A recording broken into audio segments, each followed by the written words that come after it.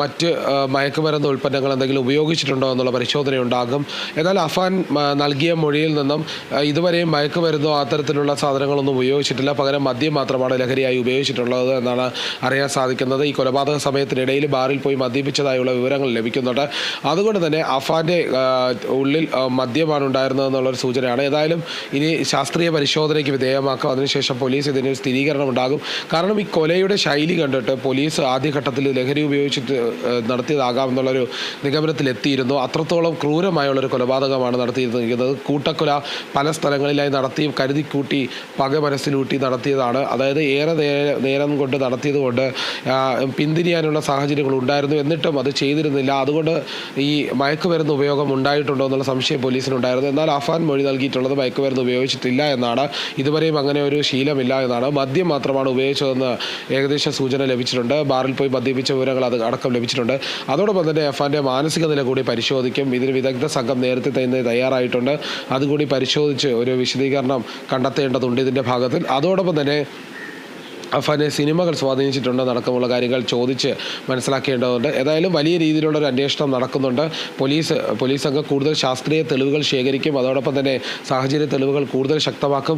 അല്ലാത്തവണ്ണം ഈ കേസ് ശക്തമായി മുന്നോട്ട് കൊണ്ടുപോകാൻ വളരെ ബുദ്ധിമുട്ടാണ്. കാരണം സാക്ഷികളില്ലാത്തൊരു കേസ് കൂടിയാണ്. അതുകൊണ്ട് തന്നെ ഇതിനെ പല രീതിയിലാണ് ഈ കേസ് കണ്ടെത്തേണ്ടതുള്ളത്. പോലീസിന് വലിയ ഒരു പ്രതിസന്ധി ഇതിൻ്റെ പിന്നിലുണ്ട്. ഏതായാലും കൂടുതൽ തെളിവ് ശേഖരിച്ച് ഇനി മൊഴിയുടെ അടിസ്ഥാനത്തിൽ അഫാൻ്റെ ഉമ്മയുടെ മൊഴിയെടുക്കും. അതോടൊപ്പം അഫാനെ കൂടുതൽ ചോദ്യം ചെയ്ത് മൊഴിയുടെ അടിസ്ഥാനത്തിൽ ആണ് അറസ്റ്റും മറ്റു കാര്യങ്ങളും ചെയ്യുക. ഏതായാലും മുന്നോട്ടുള്ള കേസിൻ്റെ ഗതിയും ഇത്തരത്തിലുള്ള കാര്യങ്ങളിൽ നിന്ന് മാത്രമാണ് അറിയാൻ സാധിക്കുക. ഏതായാലും പോലീസ് ശക്തമായ അന്വേഷണം തുടരുകയാണ്. അതുല്യ. വിഷ്ണു, ഇതോടൊപ്പം തന്നെ ശാസ്ത്രീയ തെളിവുകളെ കുറിച്ച് പറയുമ്പോൾ അതോടൊപ്പം ചോദിക്കേണ്ട മറ്റൊരു കാര്യമുണ്ട്. അഫാന്റെ ഫോൺ പരിശോധിക്കുന്ന ശാസ്ത്രീയ പരിശോധനയ്ക്ക് വിധേയമാക്കും എന്ന് അറിയിച്ചിരുന്നു.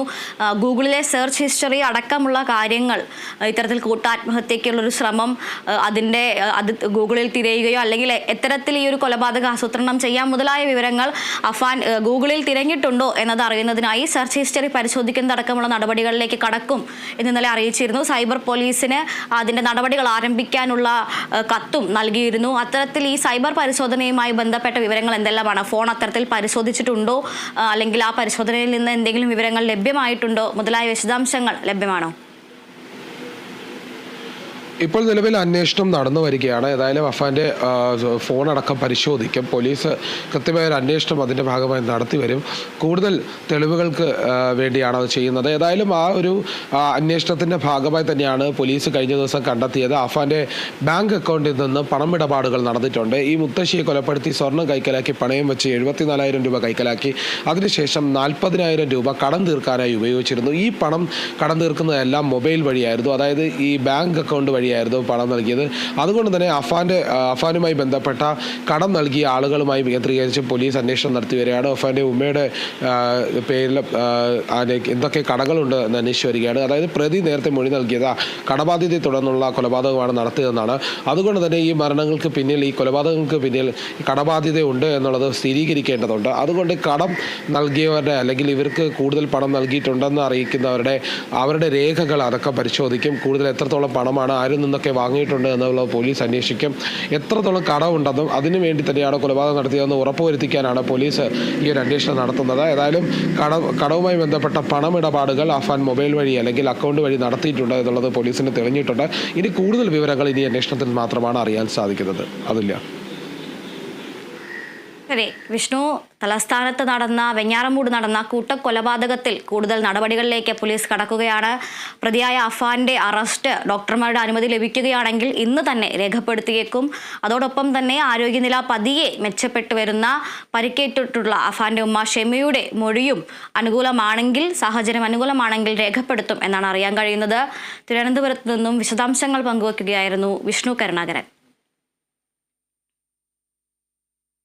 തിരുവനന്തപുരത്ത് തന്നെ സെക്രട്ടേറിയറ്റിന് മുന്നിൽ ആശാ വർക്കർമാർ നടത്തുന്ന സമരം ഇന്ന് 18ാം ദിവസമാണ്. സമരം കൂടുതൽ ശക്തമാക്കാൻ തന്നെയാണ് ആശാ വർക്കർമാരുടെ തീരുമാനം. അവിടെ നിന്നും വിവരങ്ങളുമായി വിനയ രാജ് ചേരുന്നുണ്ട്.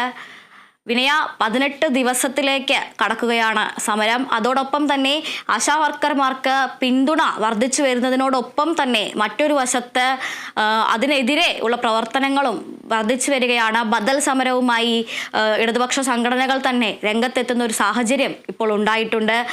ആശാ വർക്കർമാർ എങ്ങനെയെല്ലാമാണ് ഈ ഒരു സമരം ശക്തമാക്കാൻ തീരുമാനിച്ചിരിക്കുന്നത്? സെക്രട്ടേറിയറ്റ് മുന്നിൽ നിന്ന് ഇപ്പോൾ ലഭിക്കുന്ന വിവരങ്ങൾ എന്തെല്ലാമാണ്? അതുല്യ, കുറച്ചൊന്നും ദിവസമല്ല, 18 ദിവസമായി ആശാ വർക്കർമാർ സെക്രട്ടേറിയറ്റിന് മുന്നിൽ രാപ്പകൽ സമരം നടത്തിക്കൊണ്ടിരിക്കുകയാണ്. വിവിധങ്ങളായിട്ടുള്ള ആവശ്യങ്ങൾ ഉന്നയിച്ചുകൊണ്ടുള്ള സമരമാണ് നടത്തിക്കൊണ്ടിരിക്കുന്നത്. ഒരു വശത്ത് നോക്കുകയാണെങ്കിൽ ഈ സമരത്തിന് പിന്തുണയേറുന്നുണ്ടെങ്കിലും മറ്റു പ്രതിപക്ഷ പാർട്ടികളടക്കം തന്നെ പിന്തുണയുമായി രംഗത്ത് വരുന്ന സാഹചര്യമാണെങ്കിലും മറ്റൊരു പക്ഷത്ത് ഈ സമരം എങ്ങനെ തടയാം അല്ലെങ്കിൽ സമരം എങ്ങനെ അവസാനിപ്പിക്കാം എന്നതിനുള്ള വഴികൾ തേടുകയാണ് സംസ്ഥാന സർക്കാർ. അതിനുവേണ്ടി ആദ്യം ആരോഗ്യ വകുപ്പ് സർക്കുലർ ഇറക്കുന്നു, ഈ സമരത്തിൽ പങ്കെടുക്കുന്നവർക്കെതിരെ കേസെടുക്കുന്നു. ഇത്തരത്തിൽ നിരവധിയായിട്ടുള്ള കാര്യങ്ങളാണ് സർക്കാരിന്റെ ഭാഗത്തു നിന്നും ഈ സമരം തടയുന്നതുമായി ബന്ധപ്പെട്ട് നടത്തിക്കൊണ്ടിരിക്കുന്നത്. എന്നിരുന്നാൽ കൂടി ഈ സമരവുമായി മുന്നോട്ട് പോകാൻ തന്നെയാണ് ആശാ വർക്കർമാരുടെ തീരുമാനം എന്ന് പറയുന്നത്. ചേച്ചി, 18 ദിവസമായി സമരം തുടങ്ങിയിട്ട് ഇതുവരെയും സംസ്ഥാന സർക്കാരിന്റെ ഭാഗത്തു നിന്നും ഒരു അല്ലെങ്കിൽ അനുകൂലമായിട്ടുള്ള ഒരു നിലപാട് ഉണ്ടായിട്ടില്ല. ഈ സർക്കാരിന്റെ ഭാഗത്തു നിന്നും ഒരു അനുകൂല നിലപാടുണ്ടാകുന്നത് വരെ ഈ സമരവുമായി മുന്നോട്ട് പോകാൻ തന്നെയല്ലേ തീരുമാനം? തീർച്ചയായിട്ടും. കാരണം ഞങ്ങൾ ഈ സമരം ഈ 18 ദിവസം നമ്മൾ രാപ്പകൽ സമരം ചെയ്യുന്നുണ്ടെങ്കിൽ ഉറച്ച മനസ്സോടും ഉറച്ച വിശ്വാസത്തോടെയാണ് ചെയ്യുന്നത്. കാരണം ഞങ്ങൾ വേറെ ഒന്നും ചോദിക്കുന്നില്ല, ഞങ്ങളുടെ ന്യായമായ ആവശ്യങ്ങളാണ് ഞങ്ങൾ ചോദിക്കുന്നത്. അനാവശ്യമുണ്ട് യാതൊന്നും ചോദിക്കില്ല. ഇപ്പോൾ അവർ നമ്മുടെ ഹെൽത്ത് മിനിസ്റ്റർ പറയുന്നത് എന്തുവാ, ഏറ്റവും കൂടുതൽ കൊടുക്കുന്നത് ഞങ്ങളാണെന്ന്. 7000 രൂപയാണ് ഏറ്റവും കൂടുതലെന്ന് പറയുന്നത് അവർ തരുന്നത്. ഈ 7000 രൂപ എന്ന് പറഞ്ഞാൽ ഒരു ദിവസത്തെ കൂലി 232 രൂപയാണ് വരുന്നത്.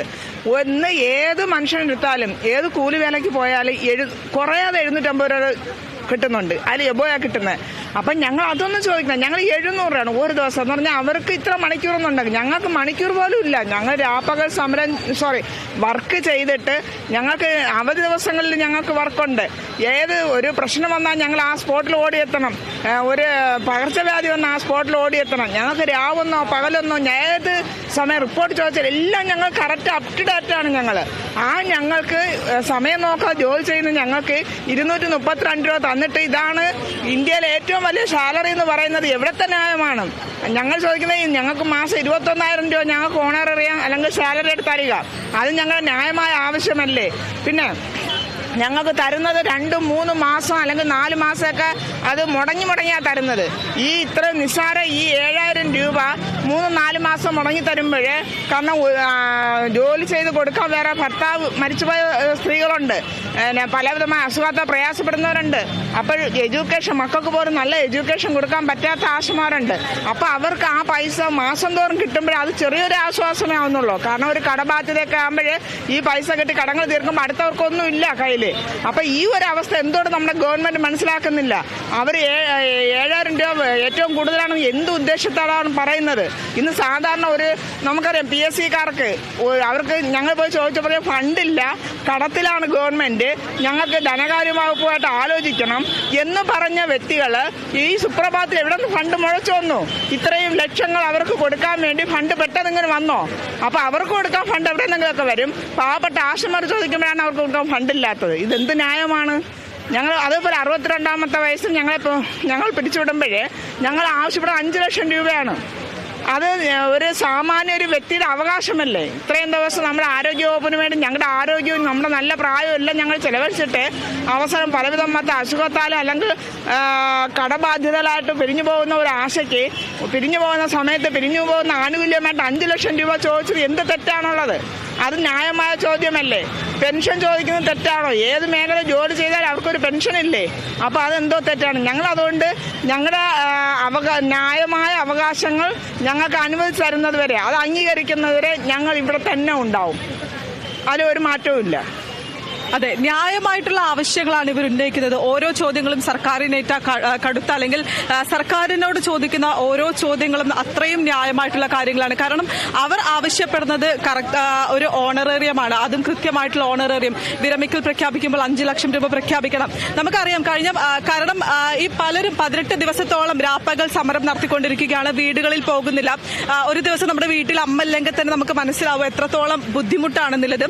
ഇത് 18 ദിവസം രാപ്പകൽ സമരം സമരം നടത്തുമ്പോൾ വീട്ടിലെ അവസ്ഥകളും അതെല്ലാം തന്നെ മാറ്റിവെച്ചിട്ടുള്ള ഒരു സമരം തന്നെയല്ലേ? അതെ, വീട്ടിലെ അവസ്ഥകളെല്ലാം മാറ്റിവെച്ചിട്ടുള്ള സമരമാണ്. രാവിലെ നമ്മൾ ജോലിയെന്നും പറഞ്ഞ് ഇറങ്ങുന്നു. ആ ഇറങ്ങുന്നതിന് കൂലിയില്ല. ഇപ്പം ഞങ്ങൾക്ക് 3-4 മാസത്തെ 5 മാസത്തല്ലേ 3 മാസത്തെ കൂലി കിട്ടാത്തതുകൊണ്ട് ഞങ്ങൾ കൂലി ചോദിച്ചു വന്നു. ഞങ്ങളുടെ അർഹതപ്പെട്ട കൂലിയാണ് ചോദിച്ചു വന്നത്, അല്ലാതെ കൂടുതൽ ഒന്നും ഞങ്ങൾ ചോദിച്ചില്ല. ഞങ്ങൾക്ക് അർഹതപ്പെട്ട ഞങ്ങൾക്ക് 62 വയസ്സ്. ഞാൻ 93-ൽ കയറിയതാണ് MSS ആയിട്ട്. എനിക്ക് 62 വയസ്സായി എന്നെ പറഞ്ഞു വിട്ടു കഴിഞ്ഞാൽ എനിക്ക് ജീവിക്കണോ? മക്കളൊരു കുടുംബമായി, മക്കൾ നമുക്ക് തരൂ. ഇന്നത്തെ കാലത്തുള്ള കാര്യങ്ങൾ അറിയാമല്ലോ എല്ലാവർക്കും. അപ്പോൾ ഇന്നത്തെ സാഹചര്യങ്ങൾ, ഇന്നത്തെ ജീവിതങ്ങൾ എല്ലാവർക്കും ലോകം മൊത്തം അറിയാം. അപ്പോൾ വയസ്സാകുമ്പോഴത്തേക്ക് ഞാൻ അധ്വാനിച്ചതായിട്ട് എനിക്ക് 1 രൂപ വേണം. ആ അർഹത മാത്രമേ ചോദിക്കാൻ ഞങ്ങൾ വന്നുള്ളൂ. ഞങ്ങൾ കൂടുതലൊന്നും, ഞങ്ങൾക്ക് 230 രൂപ കൊണ്ട് ഒന്നിനും പറ്റില്ല. എനിക്ക് ഓട്ടയ്ക്ക് മാത്രം വേണം 250 രൂപ ഒരു ദിവസം. ഞാൻ ജോലിക്ക് പോയി എനിക്ക് 250 രൂപ ഓട്ടയ്ക്ക് വേണം. ആ കൂലി ഈ 250 രൂപ പിന്നെ എനിക്ക് ഒരു മാസം ആകുമ്പോൾ എന്തോന്ന് കിട്ടുമെന്ന് വേണം. അതും അവർ 10 റൈറ്റ് എന്തോന്നൊക്കെ ഇട്ടിട്ടുള്ളതുകൊണ്ട് കുറേ നിബന്ധനകളൊക്കെ വെച്ചിട്ടുണ്ട്. അതിൽ നമ്മൾ വാർഡ് തല മീറ്റിംഗ്, പിന്നെ വേറെ എന്തൊക്കെ കൂടിക്കഴിഞ്ഞ വേറെ എന്തോന്നാണ് അവലോകനം, വാർഡ് തലം ഇട്ട് റിപ്പോർട്ട് തയ്യാറാക്കണം. 10 ക്രൈറ്റീരിയ ഇട്ടിട്ടുള്ളതുകൊണ്ട് പിന്നെ 50 വീട് വിസിറ്റ് ചെയ്യണം പ്രത്യേകിച്ച്. ഇതൊന്നും നമ്മൾ ചെയ്തില്ല എന്നുണ്ടെങ്കിൽ 700 രൂപ വെച്ച് അത് കംപ്ലീറ്റ് ആയി പിന്നെ കിട്ടുന്ന 2000 അല്ലെങ്കിൽ 3000. അതിൽ ക്രൈറ്റീരിയ കഴിഞ്ഞാൽ പിന്നെ നമുക്കതിൽ ഒന്നും കിട്ടാനില്ല. ഈ ഒന്നും കിട്ടാതെ ഞാൻ വണ്ടിക്കാർക്ക് എന്തോന്ന് കൊടുക്കും? വണ്ടിച്ച് മുഖ്യ ദിവസവും കടം വെച്ചാണ് പോകുന്നത്. കടം വെച്ച് പോയിട്ട് വന്നു കഴിഞ്ഞാൽ നമുക്ക് കൊടുക്കാനൊന്നുമില്ല. ഈ കിട്ടുന്ന കാശ് വണ്ടിക്കാർക്ക് കൊടുക്കും. അപ്പം ഞാൻ തുറന്നു പറയാം, എൻ്റെ വീട്ടിൽ മീൻ വാങ്ങിയിട്ട് 3 മാസത്തിൽ കൂടുതലായി. ഞാൻ തുറന്നു പറയണം, സത്യം ചെയ്ത് പറയണം, 3 മാസത്തിൽ കൂടുതലായി. മുഖ്യ ദിവസവും കഞ്ഞിയും ചമ്മന്തി. കഞ്ഞി ഒരു കിലോ തേങ്ങയ്ക്ക് 85 രൂപ 90 രൂപ നമ്മുടെ അവിടെ. മുഖ്യ ദിവസവും ഒരു മാസം 30 ദിവസം ഉണ്ടെങ്കിൽ ഞങ്ങൾ 20 ദിവസം കഞ്ഞിയും ചമ്മന്തിയാണ്. പിന്നെ 100 രൂപയ്ക്ക് 50 രൂപയ്ക്ക് 30 രൂപ വെച്ചാൽ 3 ദിവസമായിട്ട് എടുക്കും ഞങ്ങൾ. അങ്ങനെയാണ് ഞങ്ങൾ കഴിയുന്നത്. അതുകൊണ്ട് ഞങ്ങൾ ചോദിച്ച അവകാശം ഞങ്ങൾക്ക് കിട്ടിയേ പറ്റുള്ളൂ. ഞങ്ങൾക്ക് അർഹതപ്പെട്ടത്, ഞങ്ങൾക്ക് അതിലപ്പുറം ഒന്നും വേണ്ട. ഞങ്ങൾക്ക് അർഹത പെട്ടത് കിട്ടിയേ പറ്റുള്ളൂ. അത് കിട്ടിയാലേ ഇവിടുന്ന് പോവുകയുള്ളൂ. അത് കിട്ടാതെ പോയി ഇവിടെ കിടന്ന് മരിച്ചാലും ശരിയല്ല. അത് കിട്ടിയതിന് ശേഷം ഞങ്ങൾ പോവുള്ളൂ. ഞങ്ങളെ ഒരു പാർട്ടിക്കാരോ ഒരു മറ്റുള്ള സാമൂഹ്യ പ്രവർത്തകരോ ഒന്നുമല്ല. ഞങ്ങൾ ഏതെങ്കിലും ഒരു കൊടി ഉണ്ടാന്ന് നോക്കണം മാഡം. ഏതെങ്കിലും ഞങ്ങൾ ഒരു കൊടിയുടെ കീഴിലാണ് ഇരിക്കുന്നത്. ഞങ്ങൾക്ക് കൊടിയില്ല. ഞങ്ങൾക്ക് യൂണിയൻ മാത്രമേ ഉള്ളൂ, പാർട്ടിയില്ല. പാർട്ടി പറഞ്ഞാൽ ഇവിടെ ഞങ്ങൾ 3000 ആൾക്കാരുണ്ടെങ്കിലും 2600 ആൾക്കാരുണ്ട്, ആശാവർക്കർമാരുണ്ടെങ്കിലും പലർക്കും പല യൂണിയനും പാർട്ടിയാണ്. ഞാൻ ഒരു കമ്മ്യൂണിസ്റ്റ് ഏരിയയാണ്. അപ്പോൾ ഞാൻ ജോലി ചെയ്ത കാശല്ലേ ഞാൻ ചോദിച്ചത്. ഞാൻ അല്ലാതെ ആരോടത്തും ഞാൻ അടിക്കാനോ പിടിക്കാനോ ഒന്നിനല്ല വന്ന്. ഈ കാല് സുഖമില്ലാത്ത ഞാനാണ്. എനിക്ക് BP ഞാൻ കഴിക്കുന്ന ഗുളിയുണ്ടോ? ഇനിയും കഴിക്കാനുണ്ട് ഗുളിക. എനിക്ക് ഇനിയും കഴിയണം. ഈ ഗുളിക കഴിച്ചില്ലെങ്കിൽ എനിക്ക് കിടക്കാൻ പറ്റില്ല. ഫീൽഡിൽ പോയിട്ട് വന്നു. ഇപ്പോൾ ഒരെണ്ണേ കഴിച്ചുള്ളൂ. ഇനി ഈ 2 ഗുളികയും കൂടെ കഴിക്കാനുണ്ട്. രാവിലെ, ഉച്ചയ്ക്ക്, വൈകിട്ട്. ഈ 3 ഗുളികയും കഴിച്ചാലേ എനിക്ക് ഒരു ദിവസം ഫീൽഡിൽ പോയിട്ട് കിടന്ന് ഉറങ്ങാൻ പറ്റുള്ളൂ. അല്ലെങ്കിൽ എനിക്ക് ഉറങ്ങാൻ പറ്റില്ല. നടുവേദന, കാലുവേദനയൊക്കെ. അങ്ങനെ ജീവിക്കുന്ന ഞങ്ങളെ എന്തിനാ വേണം ഇവരിങ്ങനെ ചതിക്കുന്നത്? എന്തിനാ ചതിക്കുന്നത്? അവരെല്ലാവരും നല്ല രീതിയിലല്ലേ ജീവിക്കുന്നത്. ഞങ്ങൾ വന്ന് 4-5 ദിവസമായില്ല. അതിനു മുമ്പേ 4ൻ്റെ അന്ന് PSC റിട്ടയർഡായി വീട്ടിലിരിക്കുന്ന 4 ലക്ഷം 3 ലക്ഷം വാരി കൊടുത്തു. ഇവർ എന്തോന്ന് ഞങ്ങൾക്ക് അതിൽ നിന്ന് ഒരു 2 ലക്ഷം എടുത്ത് ഞങ്ങൾക്ക് തരാത്തത്. ഈ എല്ലാ പ്രാവശ്യവും 3 മാസത്തെ പെൻഡിങ് ആകുമ്പോഴത്തേക്കും ഞങ്ങൾ ഇതേപോലെ വന്ന് തലയെ കൈവച്ച് വിളിച്ച് ഒരു 2 ആഴ്ച കഴിയുമ്പോഴായിരിക്കും ചിലപ്പോൾ അയക്കും, ചിലപ്പോൾ അയക്കില്ല. ഇതിപ്പോൾ തുടരെ അയക്കാതെ വന്നതുകൊണ്ടാണ് ഞങ്ങളിപ്പം വന്നത്. ഇപ്പം ഞങ്ങളിവിടെ വന്നപ്പോഴത്തേക്ക് ഇപ്പം അവർക്ക് കൊടുക്കാൻ കാശുണ്ട്. പിന്നെ ഈ ഫണ്ട് ഇല്ല എന്ന് പറഞ്ഞിട്ട് പിന്നെ എങ്ങനെ ഈ ഫണ്ട് വന്നു? എന്തിനു മേഡം ഈ പാവങ്ങളെ ഇങ്ങനെ ഇട്ട് നരയിക്കുന്നു? അവർ വിളിക്കുന്ന സ്ഥലത്തെല്ലാം ഞങ്ങൾ പോകണം. എവിടെ ഒരു പരിപാടി വെച്ചാലും അവിടെ ആദ്യം മുൻനിരയിൽ ആശാവർക്കർമാർ വേണം. ആശാവർക്കർമാർ വരാത്തവരെ പേരെഴുതി കൊണ്ടുപോകും. ഇന്ന വാർഡിൽ നിന്ന് ഇന്നടത്തിൽ നിന്ന് ഇന്ന പഞ്ചായത്തിൽ നിന്ന് വന്നില്ല എന്നും പറഞ്ഞ് എഴുതിക്കൊണ്ട് പോകും. എന്തിനും ഇതൊക്കെ ഞങ്ങൾ പോയി സഹായിച്ചതല്ലേ, ഞങ്ങൾ പോയിട്ടുള്ളതല്ലേ, അവരുടെ ജോലി അവർ പറയുന്നതെല്ലാം ഞങ്ങൾ ചെയ്തതല്ലേ. പിന്നെ എന്തുകൊണ്ട് ഞങ്ങൾക്ക് അർഹതപ്പെട്ടത് ഞങ്ങൾക്ക് തരുന്നില്ല? എന്തുകൊണ്ട് തരുന്നില്ല? ഞങ്ങൾക്ക് അതേ ചോദിക്കാനുള്ളൂ. എന്തുകൊണ്ട് തരുന്നില്ല? ഒരു ഒത്തുതീർപ്പിന് വിളിച്ച് എന്തെങ്കിലും ഒന്ന് ഞങ്ങൾ മാന്യമായ രീതിയിൽ ഒന്ന് ഞങ്ങളെ മിനി മാഡത്തിനെയും ബിന്ദു മാഡത്തിനെയും സദാനന്ദ സാറിനെയൊക്കെ വിളിച്ച് ഒരു നല്ല ഒരു വാക്ക് പറയാമ്മ പറഞ്ഞൂടെ? പറഞ്ഞതിന് ശേഷം അല്ലാതെ ഞങ്ങൾ ഇവിടുന്ന് പോയി. ഇവിടെ കിടന്ന് മരിച്ചാലും ശരി തന്നെ, മരിച്ചിരുന്നാലും ശരി തന്നെ. എൻ്റെ വീട്ടിലുള്ളവർ പറഞ്ഞ എന്തെന്നറിയാമോ? ഈ വയ്യാത്ത കാലം കൊണ്ട് നീ പോയി, നീ 93 മുതൽ നല്ല ആരോഗ്യത്തിൽ, എൻ്റെ 25ാമത്തെ വയസ്സിൽ ഞാൻ ഇറങ്ങിയതാണ്. നീ വർഷം എത്രയെന്ന് നോക്കിയാണ്. ഇന്ന് എനിക്ക് 59 വയസ്സായി. നീ പോയി ചെയ്ത്, നീ ആർക്ക് വേണ്ടി ജോലിക്ക് പോയത്? നീ ജോലി ചെയ്ത കൂലി എവിടെ നിന്നാണ് ചോദിക്കുന്നത്? എൻ്റെ അടുത്ത് പോയി വാങ്ങിക്കൊണ്ടുപോവാ, ഞങ്ങൾക്ക് ഇനി കടം വാങ്ങിച്ച് വീട് ചെലവ് നടത്താൻ പറ്റൂല എന്ന് പറഞ്ഞു. അങ്ങനെ പോയി നീ ജോലി ചെയ്തിട്ടുണ്ടെങ്കിൽ നീ വീട്ടിൽ നിന്ന് ദിവസവും ബാഗും തൂക്കി ഇറങ്ങുന്നു. നീ എവിടെയാണ് പോകുന്നത്? നീ ജോലി ചെയ്ത് കൊണ്ടുവരുന്ന കാശില്ല, കാണാനില്ല. നീ എവിടെയാണ് പോകുന്നത്? നീ ജോലി ചെയ്തിട്ടുണ്ടെന്നുണ്ടെങ്കിൽ നീ ചെന്ന് നിന്റെ കൂലി വാങ്ങിച്ചിട്ട് വീട്ടിൽ കയറിയാൽ മതി എന്നാണ് പറയുന്നത്. നിനക്ക് അർഹതപ്പെട്ടത് വാങ്ങിക്കൊണ്ട് വന്നാൽ മതി എന്നാണ് പറഞ്ഞിട്ടിരിക്കുന്നത്. അതുകൊണ്ട് ഞാൻ മരിച്ചാലും ശരി തന്നെ, ഞങ്ങൾക്ക് ഇതിനൊരു തീരുമാനം അറിഞ്ഞതിന് ശേഷം മാത്രമേ ഞാൻ പോവുള്ളൂ. ഇതിൽ യാതൊരു മാറ്റവും ഇല്ല ഇരിക്കുന്നത്. ഞങ്ങൾ ആരും പിന്തിരിവിച്ച് കൊണ്ടുവന്നതല്ല. ഒരു പൊടി കൊണ്ടാ മേഡം ഏതെങ്കിലും ഒരു ആശാ വർക്കറിന്റെ കയ്യിൽ ഇതാണ് എൻ്റെ ആശാ ഐഡി, ഇത് അവർ കൊറോണ സമയത്ത് തന്ന സമ്മാനമാണ്. നമ്മളെ ഈ സർക്കാർ കൊറോണ സമയത്ത് തന്ന സമ്മാനമാണ് കേട്ടോ. ഇതാണ് ആശാ വർക്കറിന്റെ എൻ്റെ ID കാർഡ്. ഇതാണ് കൊറോണ സമയത്ത് ഞങ്ങൾക്ക് തന്ന വലിയ മാലാഖമാരെന്ന് ഞങ്ങളെ പറഞ്ഞു. മാലാഖമാർ എന്തിനീ പേരും വെയിലത്തിരുത്തിക്കുന്നത്? എന്തിനാ ഇരുത്തിക്കുന്നത്? ഡൽഹിയിൽ പോയി എല്ലാം ഞങ്ങൾ താഴെ തട്ടിലുള്ളവർ ചെന്ന് കഷ്ടപ്പെട്ട് കൊണ്ടുവന്ന് ഇവർ മുകളിൽ തട്ടിൽ ചെന്ന് ഇവർ വാങ്ങിക്കൊണ്ട് വന്നോ? പിന്നെ എന്തുകൊണ്ട് ഞങ്ങൾ അംഗീകരിക്കുന്നില്ല? എന്തുകൊണ്ട് ഞങ്ങൾ അംഗീകരിച്ച് ഞങ്ങൾക്ക് കിട്ടാനുള്ള അർഹത തരാത്തത്? ഈ 7000 രൂപ കൊണ്ട് ഞങ്ങൾ തികയോ? ആർക്കെങ്കിലും തികയോ? ഇതിന് സാമ്പത്തികം ഉള്ളവർ കാണും, ഇല്ലാത്തവരും. അത് നമുക്കറിയണം. ഞങ്ങൾ കഷ്ടപ്പെട്ട കാശ് ഉണ്ടാ, അതാണ് ഞങ്ങൾ ചോദിക്കുന്നത്. വേറെ ഒന്നും ഞങ്ങൾ ചോദിക്കുന്നില്ല. കിട്ടിയാലേ മാറുള്ളൂ, കിട്ടാതെ മാറേയില്ല. ഇവർക്ക് രാഷ്ട്രീയമില്ല സാർ. ഇവരുടെ അവകാശങ്ങൾ നേടിയെടുക്കുന്നതിന് വേണ്ടിയുള്ള സമരമാണ് നടത്തിക്കൊണ്ടിരിക്കുന്നത്. ഓരോരുത്തർ പറയുമ്പോഴും അത്രയും വയ്യായികയിൽ കൂടിയാണ് ഈ സമരം നടത്തുന്നത് എന്നതാണ് ഏറ്റവും പ്രധാനപ്പെട്ട കാര്യം. പലർക്കും വയ്യ, അസുഖമാണ്. എന്നിരുന്നാൽ കൂടി തങ്ങളുടെ ആവശ്യം ന്യായമായിട്ടുള്ള ആവശ്യമാണ്. ആ ആവശ്യം അംഗീകരിക്കുന്നതിന് വേണ്ടിയാണ് ഈ സമരം നടത്തുന്നത്. രാപ്പകൽ സമരം നടത്തിക്കൊണ്ടിരിക്കുന്നത്. ഓരോ മാർഗങ്ങൾ, സമരം അവസാനിപ്പിക്കുന്നതിന് വേണ്ടി ഓരോ മാർഗങ്ങൾ തേടിക്കൊണ്ടിരിക്കുകയാണ് സംസ്ഥാന സർക്കാർ. പക്ഷെ ഒരു വട്ടമെങ്കിലും ഇവരുടെ പ്രശ്നം എന്താണ്, ആ പ്രശ്നത്തിനുള്ള പരിഹാരം എങ്ങനെ കാണാം എന്നത് സർക്കാർ ചിന്തിക്കേണ്ട ഒരു കാര്യം തന്നെയാണ്. ഇവർക്കെതിരെ പലർക്കെതിരെ കേസെടുക്കുന്ന സാഹചര്യമുണ്ട്. ഈ മഹാസംഗമം നടത്തി അവർക്കെതിരെ കേസെടുക്കുന്നു. കൂടാതെ ഈ ആരോഗ്യമേഖല സർക്കാർ സർക്കുലർ ഇറക്കുന്നു, ഈ ജോലിയിൽ ഉടൻ പ്രവേശിക്കണം, ഇല്ലെങ്കിൽ നടപടി ഉണ്ടാകുമെന്നടക്കമുള്ള, അല്ലെങ്കിൽ സർക്കാരിന്റെ ഭാഗത്തു നിന്നും അത്തരത്തിലുള്ള കാര്യങ്ങളൊക്കെ ഉണ്ടാകുന്നു. എന്നിട്ട് പോലും ഈ സമരവുമായി മുന്നോട്ട് പോകാൻ തന്നെയല്ലേ തീരുമാനം. ഒരു പക്ഷത്തും ഈ പ്രതിപക്ഷ പാർട്ടികളും മറ്റും അനുകൂല നിലപാടെടുക്കുമ്പോൾ സർക്കാർ എങ്ങനെ ഈ സമരത്തെ തടയാമെന്നൊരു രീതിയാണ് സ്വീകരിക്കുന്നത് അല്ലേ? തീർച്ചയായിട്ടും സർക്കാരിനോട് ഞങ്ങൾക്ക് പറയാനുള്ളത്, ഇന്ന് 18 ദിവസമായി, ഞങ്ങളെ എത്രയും പെട്ടെന്ന് ഒരു ചർച്ചയ്ക്ക് വിളിച്ചിട്ട് ഞങ്ങളുടെ ഡിമാൻഡുകൾ അംഗീകരിച്ച് ഉത്തരവാകും. ഞങ്ങളിവിടെ ആർക്കും തടസ്സമില്ല, ഞങ്ങൾ പോവുമല്ലോ. ഞങ്ങൾ പണ്ട് പറയുന്ന പാടത്ത് ജോലി ചെയ്താൽ വരമ്പത്ത് കൂലിയെന്നാണ് സർക്കാർ പറഞ്ഞിട്ടുള്ളത്. ഇത് വരമ്പത്തും ഇല്ല, ആ പ്രദേശത്തും ഇല്ല, ആ ജില്ലയിൽ പോലും ഇല്ല. അതായത് 3 മാസം കാത്തിരിക്കണം 1 മാസത്തെ വേതനത്തിന് വേണ്ടി. അത് ഞങ്ങൾക്ക് എല്ലാ മാസവും കൃത്യമായിട്ട് തരണമെന്ന് പറഞ്ഞുകൊണ്ടാണ് ഞങ്ങളുടെ ഡിമാൻഡിൽ ഒന്നതാണ്. പിന്നെ ഈ കിട്ടുന്ന വേതനത്തിലെല്ലാം മാനദണ്ഡങ്ങൾ വെച്ചുകൊണ്ട് മുഴുവൻ വെട്ടിക്കുറച്ചാണ്. 7000 രൂപ ഓണറേറിയം പറഞ്ഞാലും അവർ ഓരോ വ്യക്തിക്ക് കിട്ടുന്ന 4300, 3300 ഈ ക്രമത്തിലേക്കാണ് പോണത്. അപ്പോൾ ആ മാനദണ്ഡങ്ങളൊന്നും എടുത്തു മാറ്റണം. ഈ വക കാര്യങ്ങൾ, പെൻഷൻ പ്രായം ഞങ്ങൾക്ക് 62 ഈ ഗവൺമെൻറ്റാണ് നിശ്ചയിച്ചത്. അല്ലാതെ ഞങ്ങളെ ജോലി പ്രവേശിപ്പിക്കുമ്പോൾ എത്ര കാലം വേണമെങ്കിലും ജോലി ചെയ്തോളാനാണ് പറഞ്ഞത്. പക്ഷേ ഈ ഗവൺമെൻറ് 62 വയസ്സിലെ ഉത്തരവ് കൊണ്ടുവന്നു. ആ ഉത്തരവ് പിൻവലിക്കണം. അല്ല എന്നുണ്ടെങ്കിൽ ഞങ്ങളെ ഉത്തരവ് നിർബന്ധമാക്കുവാണെങ്കിൽ ഞങ്ങൾക്ക് വിരമിക്കൽ ആനുകൂല്യം തരണം. അതായത് ഇവിടുത്തെ ഇന്ത്യ മഹാരാജ്യത്ത് തൊഴിൽ നിയമം എന്ന് പറയുന്ന ഒന്നുണ്ടല്ലോ, ആ തൊഴിൽ നിയമത്തിൽ പ്രതിപാദിച്ചിരിക്കുന്ന തരത്തിൽ ഞങ്ങൾക്ക് തന്നാൽ മതി. ഒരു മന്ത്രിയുടെ PA 2.5 വർഷം കഴിയുമ്പം ആജീവനാന്ത പെൻഷൻ മേടിക്കുന്ന ഈ രാജ്യത്ത് തീർച്ചയായും ഞങ്ങൾക്ക് എന്തുകൊണ്ട് വിരമിക്കൽ ആനുകൂല്യം അനുവദിക്കുന്നില്ല? ഈ കാര്യത്തിൽ മന്ത്രി ബന്ധപ്പെട്ട വകുപ്പുകൾ ഞങ്ങൾക്ക് അനുകൂലമായ ഒരു ഉത്തരവ് പുറപ്പെടുവിച്ചാൽ ഞങ്ങൾ ഇങ്ങനെ വരില്ല. ഞങ്ങൾക്ക് പ്രഭാത കർത്തവ്യങ്ങൾ ചെയ്യാൻ പോലും പറ്റുന്നില്ല, ശരിയായി ഉറങ്ങാൻ പറ്റുന്നില്ല. കൊതുക് കടിച്ച് ഞങ്ങൾ വല്ലാത്തൊരവസ്ഥയെ കൊണ്ട് എത്തിക്കുക. ഞങ്ങൾക്ക് ഇഷ്ടമായിട്ടാണോ ഇങ്ങനെ വന്ന് കിടക്കുന്നത്? ഒരു വീട്ടിൽ ഞങ്ങൾ എങ്ങനെ ആയിരുന്നാലും ഞങ്ങൾക്ക് ആരൂടെ ഉള്ളിടത്ത് തന്നെയാണല്ലോ ഞങ്ങൾ കിടക്കുന്നത്. അപ്പം ഞങ്ങൾ ഒരു കാരണവശാലും ഈ ഉത്തരവ് വരട്ടെ, മന്ത്രി വരട്ടെ.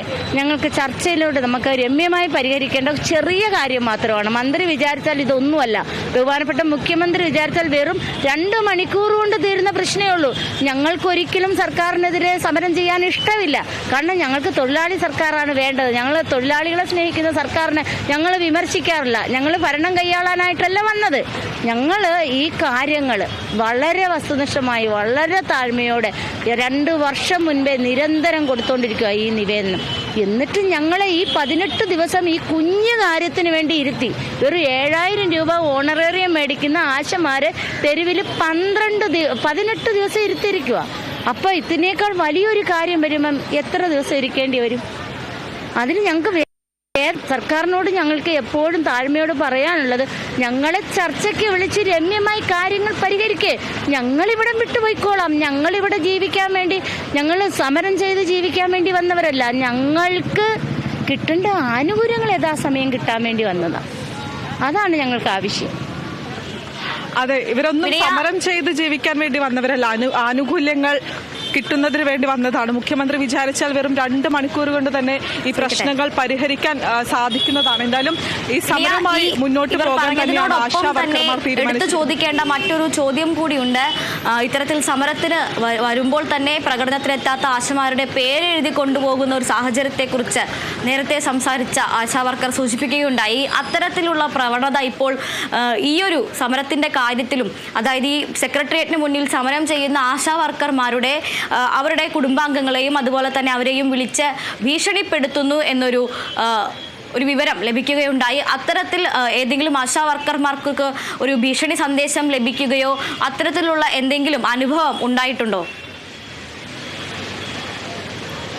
അതിൽ നമ്മൾ നേരത്തെ ഇവരോട് സംസാരിച്ചപ്പോൾ വ്യക്തമാക്കിയ ഒരു കാര്യം എന്ന് പറയുന്നത്, പലരെയും വിളിച്ച് ഭീഷണിപ്പെടുത്തുന്നുണ്ട് എന്ന് ഈ ആശമാർ വ്യക്തമാക്കുന്ന ഒരു സാഹചര്യം ഉണ്ടായിരുന്നു.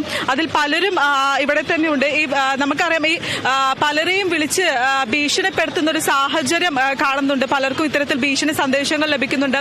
ഈ സമരത്തിൽ നിന്നും പിന്മാറണമെന്ന് ആവശ്യപ്പെട്ടുകൊണ്ട് ഈ ഭീഷണി സന്ദേശങ്ങളും മറ്റും ലഭിക്കുന്നുണ്ട് എന്ന് പറഞ്ഞിരുന്നു. ശരിയാ. ഇന്നലത്തെ സൂപ്പർ പ്രൈം ചർച്ചയിൽ നമ്മുടെ ബഹുമാന്യനായ CITU യൂണിയന്റെ നേതാവ് പറഞ്ഞത് ഈ പൊതുജന സമൂഹം മുഴുവനും കേട്ടതാണ്. കാരണം ഇത്രയും അവർ 8000 പേരെ സംഘടിപ്പിച്ചുകൊണ്ട് ഒരു സമരം ചെയ്തു. പക്ഷേ അവിടെ 800 പേര് പോലും തികച്ചില്ല. പരമാവധി അങ്ങ് പോയാൽ ഒരു 250 പേര്. ഞങ്ങൾ പിറ്റേന്ന് രാവിലെ ഈ അനിശ്ചിതകാല സമരത്തിൽ പങ്കെടുക്കാൻ വേണ്ടിയാണ് തയ്യാറായിട്ടാണ് എല്ലാ ക്രമീകരണങ്ങളും നടത്തി. ഞങ്ങൾക്ക് പെട്ടെന്നങ്ങ് ഇറങ്ങി വരത്തില്ല. എല്ലാ ക്രമീകരണങ്ങളും ഫീൽഡിലും അതുപോലെ ഡിപ്പാർട്ട്മെന്റിലും ചെയ്തിട്ട് ഞങ്ങൾ പോകാനിരിക്കുമ്പം ഒരു ദിവസത്തെ അനിശ്ചിതകാലം സമരം പൂർത്തിയാക്കി അവർ പോയി. എന്നിട്ട് ഇപ്പോഴവർ പറയുന്നത് CITU യൂണിയനെ പോലെയുള്ള ഒരു വലിയ ഭരണ മേൽക്കോയ്മയുള്ള ഈ സംഘടന ചെയ്യേണ്ട സമരങ്ങൾ നിങ്ങൾ എന്തിനാ ചെയ്യുന്നത്? അത് പരസ്യമായിട്ട് അദ്ദേഹം പറഞ്ഞു കഴിഞ്ഞു. മാത്രമല്ല, നിങ്ങൾക്ക് സമരം ചെയ്ത് നേടിയെടുക്കാൻ പറ്റുമോ? ഇതാണ് ചോദ്യം. ഞങ്ങൾക്ക് തീർച്ചയായിട്ടും സമരം ചെയ്ത് ജനാധിപത്യ രാജ്യത്തിൽ ജീവിക്കുന്ന ഞങ്ങൾക്ക് ജനാധിപത്യ മര്യാദയോടുകൂടി ഈ സർക്കാർ ഇത് ചെയ്യുമെന്ന് ഞങ്ങൾക്ക് ഉറപ്പുണ്ട്. പിന്നെ മാഡം ചോദിച്ചല്ലോ, ഒരു ചോദ്യം വീണ്ടും ചോദിച്ചല്ലോ. ഞങ്ങൾക്ക് ശക്തമായ ഭീഷണിയുണ്ട്. അതായത് ഇന്ന് പത്രത്തിലൂടെ പ്രത്യേകം പറഞ്ഞിട്ടുണ്ടല്ലോ, നിർബന്ധമായിട്ടും ജോലിയിൽ പ്രവേശിക്കണം. മാത്രമല്ല, ഏതെങ്കിലും കാരണവശാൽ നിങ്ങൾ ഓരോരുത്തരടുത്തും പറഞ്ഞിരിക്കുക, നിങ്ങൾ സെക്രട്ടേറിയറ്റ് നടയിൽ സമരത്തിനായി പോയി കഴിഞ്ഞാൽ നിങ്ങൾ തിരിച്ച് ജോലിയിൽ പ്രവേശിപ്പിക്കാമെന്ന് നിങ്ങൾ കരുതണ്ട എന്ന് അവർ പച്ചയ്ക്ക് പറഞ്ഞിട്ടുണ്ട്. കൃത്യമായിട്ടത് ബോധ്യപ്പെട്ടിട്ടുമുണ്ട്. ഇന്നലത്തെ ആ സൂപ്പർ പ്രൈം ചർച്ചയിൽ തന്നെ അദ്ദേഹത്തിൻ്റെ വാക്കുകൾ എടുത്തെടുത്ത് പറയുന്നുണ്ട്. അത് പൊതുജന സമൂഹം കണ്ടതല്ലേ. ഞങ്ങൾക്ക് ഭീഷണിയുണ്ട്. മാത്രമല്ല, എൻ്റെ പേരിൽ ഇപ്പം കാന്റോൺമെൻറ്റ് പോലീസ് നിരവധി കേസുകളായിട്ട് 48 മണിക്കൂറിനുള്ളിൽ എന്നോട് ഹാജരാകണമെന്നാണ് പറഞ്ഞത്. ഞാൻ അറിയാവില്ല, ഞങ്ങളിവിടെ കല്ലെറിയാൻ നിൽക്കുന്നില്ല, ഞങ്ങൾ പോലീസുകാരെ ചീത്ത വിളിക്കാൻ നിൽക്കുന്നില്ല, ഞങ്ങൾ ഈ ബാരിക്കേഡുകൾ തകർക്കാൻ നിൽക്കുന്നില്ല. ഞങ്ങൾ വളരെ അടിസ്ഥാനപരമായി ചിന്തിക്കുന്ന ആശമാരാണ്. ഞങ്ങൾ അമ്മമാരല്ലേ. മാത്രമല്ല, ഒരു വലിയ സമൂഹത്തെ മര്യാദയിലൂടെ വാർത്തെടുക്കുന്നവരാ. എന്നിട്ട് ഞങ്ങൾ ഈ വക യാതൊരു അതിക്രമങ്ങളും കാണിക്കാതെയാണ് നിങ്ങൾ ഇന്നതൊക്കെ ചെയ്തു എന്ന് പറഞ്ഞുകൊണ്ട് ഭീഷണിപ്പെടുത്തി വീണ്ടും ഞങ്ങൾക്ക് കാന്റോൺമെന്റ് പോലീസ് സ്റ്റേഷനിൽ നിന്ന് ഞങ്ങൾക്ക് ലെറ്റർ വന്നിരിക്കുകയാണ്, ഹാജരായേ പറ്റൂ. അപ്പം ഇങ്ങനെ ആയി കഴിഞ്ഞ് കഴിയുമ്പോൾ അതൊക്കെ എന്ത് വലിയ ഭീഷണിയാണ്. ഈ ജനാധിപത്യ രാജ്യത്തിൽ സമരം ചെയ്യാൻ അവകാശമില്ലേ? ഇതെന്താ ഇങ്ങനെ മന്ത്രിമാർ പെരുമാറുന്നത്? ഈ സമൂഹം എന്താ ഇങ്ങനെ ആയി പോകുന്നത്? ഞങ്ങൾക്ക് വിലപിക്കുക. ഞങ്ങളുടെ സർക്കാരാണ്, തൊഴിലാളി സർക്കാരാണ്. ഞങ്ങൾ സത്യത്തെ വിലപിക്കുക ഇതൊക്കെ കണ്ടിട്ടും കേട്ടിട്ടും. ഞങ്ങളെ ഇതിൽ നിന്ന് പിന്തിരിപ്പിക്കാമെന്ന് വിചാരിക്കേണ്ട. ഏത് കേസ് വന്നാലും ഞങ്ങൾക്ക് ഉറപ്പുണ്ട്, ഞങ്ങൾ രാജ്യദ്രോഹികളല്ല. ഞങ്ങൾ ഒരു നേരത്തെ ഭക്ഷണത്തിന് ഏറ്റവും താഴ്ന്ന വരുമാനം മേടിക്കുന്ന ഞങ്ങൾക്ക് തീർച്ചയായിട്ടും എല്ലാ തരത്തിലുള്ള ആനുകൂല്യങ്ങളും പൊതുസമൂഹം തരുന്നുണ്ട്. അത് ഞങ്ങളുടെ മര്യാദയുടെ സമരം കണ്ടിട്ടാണ്. അതുകൊണ്ട് ഞങ്ങൾക്ക് ഈ ഭീഷണി മൂലം ഞങ്ങൾ ഒരു കാരണവശാലും പിന്നോട്ട് പോകത്തില്ല. ഞങ്ങളുടെ ഈ 3 ഡിമാൻഡുകളും സർക്കാർ അംഗീകരിച്ച് ഉത്തരവ് പുറപ്പെടുവിക്കാതെ ഒരു കാരണവശാലും ഞങ്ങൾ പിന്മാറില്ല. അതെ, എത്ര കേസെടുത്താലും ഈ സമരവുമായി മുന്നോട്ട് പോകുമെന്നൊരു നിലപാട് തന്നെയാണ് ആശാ വർക്കർമാർ സ്വീകരിക്കുന്നത്. അതുല്യം. എന്തായാലും ആശാ വർക്കർമാരുടെ സമരത്തിന് ഒരു വശത്ത് പിന്തുണ ഏറിക്കൊണ്ടിരിക്കുകയാണ് ബഹുജനങ്ങളിൽ നിന്നും അതുപോലെ തന്നെ മറ്റ് സംഘടനകളിൽ നിന്നും. അതേസമയം അടിയന്തരമായി ജോലിയിൽ പ്രവേശിക്കണമെന്നും അതുപോലെ തന്നെ ഭീഷണിയിലൂടെയും മറ്റൊരു വശത്ത് ഈ സമരത്തെ പൊളിക്കാനുള്ള ശ്രമങ്ങളും നടന്നു വരുന്നുണ്ട്. വാർത്തയുടെ സമഗ്രമായ വിവരങ്ങളും പ്രതികരണങ്ങളും നൽകുകയായിരുന്നു തിരുവനന്തപുരത്ത് നിന്നും Vinayaraj.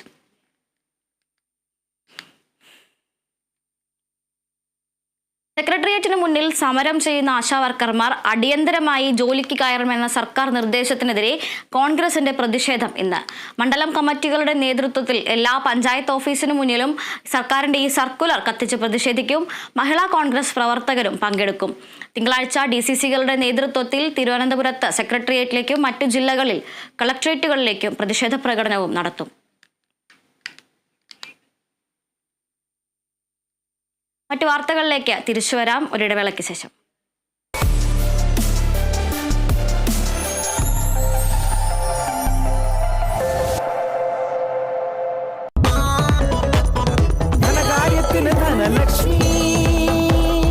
Dhanlaxmi hire purchase and leasing limited. ധനകാര്യത്തിന് ഇനി Dhanalakshmi. They're gonna kill if you let them through.